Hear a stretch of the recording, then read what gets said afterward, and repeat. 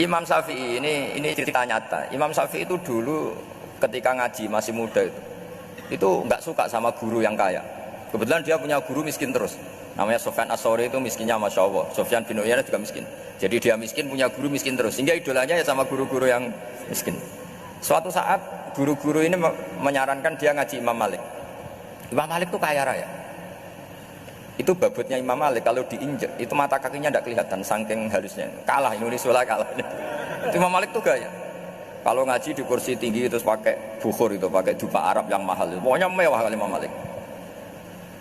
Terus dia mulai ini kiai kok kaya. Kemudian setelah beliau alim tanya, saya harus ngaji siapa setelah ilmu jenengan habis kira-kira gitu. Kata Imam Malik, sudah kamu tidak usah perlu ngaji saya, kamu sudah alim alama. Terus Imam Malik datang ke Baki. Zaman itu Baki itu semacam kayak rentalan ya, semacam Grab lah kalau dulu. Mana kafilah yang mau ke Irak? Ya sudah terus. Oh kita mau ke Irak. Ini antar ke Muhammad bin Hasan As-Syaibani. Itu dibiayai sama Imam Malik. Grabnya ya dibayarin, itu kafilahnya itu ya dibayarin. Imam Syafi'i disangoni surrotan min dhahabin. Jadi satu kepes uang dikasihkan. Itu pernah tak hitung semurah-murahnya itu sekitar 60 juta. Imam Syafi'i mulai mikir. Kiai yang saya kritik lomo, sing kiai miskin tak puji, gak pernah ngamal kan, tentu orang miskin kan.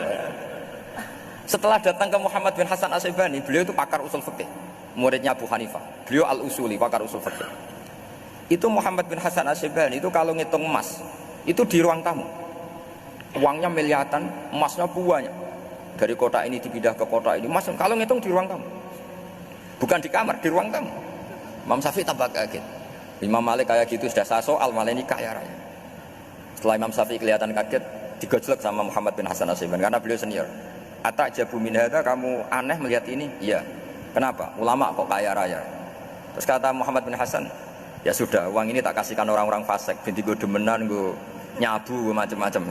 Oh jangan, nanti dipakai maksiat. Pun jenengan mawon sing suka. Semenjak itu Imam Syafi'i rubah. Jadi kalau kampus ini ingin akreditasi A, ingin mulia, ingin apa, kamu ridho kalau yang punya prestasi seperti itu adalah orang-orang fasik. Ridho enggak? Enggak kan? Maka didoakan ini. Nah, itu namanya berpikir secara usuli. Kamu jangan hanya nuruti karena berpikir waroi terus kamu benci kekayaan, benci pangkat, benci apa, tidak bisa seperti itu. Karena pangkat dan kekayaan ketika dikelola secara kesolehan maka akan menjadi energi positif yang luar biasa. Semenjak itu Muhammad bin Hasan As-Syaibani berhasil mendidik Imam Syafi'i.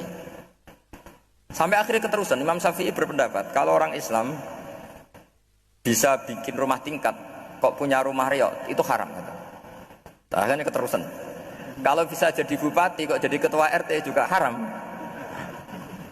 Karena al-Islam ya'lu wala yu'la alaih. Islam itu luhur bukan bisa diluhurin.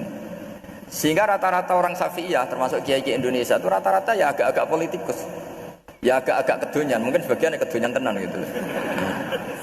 Karena enggak ridho gitu loh. Kalau kesempatan itu dikuasai orang fasik kemudian menjadi kekuatan maksiat.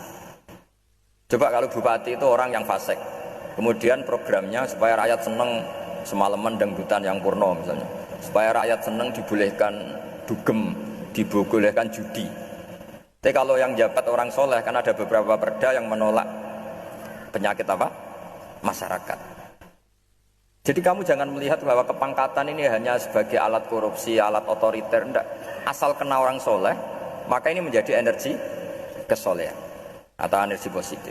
Sebab itu ketika Allah muji para nabi yang soleh, diantaranya disifati apa?